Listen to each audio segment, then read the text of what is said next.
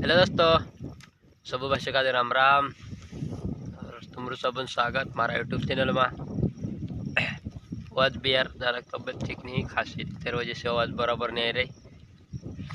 दोस्तों आज मैं ये अपना खेत में छे और भुंजा तुमक में देखा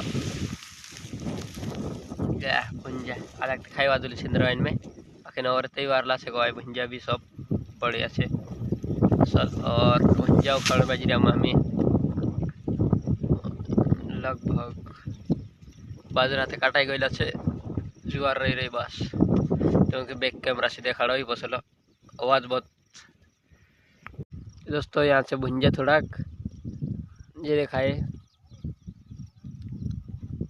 और बाजरा खाती बाजरा तो सब दूर काटाई जा देखाए 4 गो इंखुर छे इंखुर एक देखाए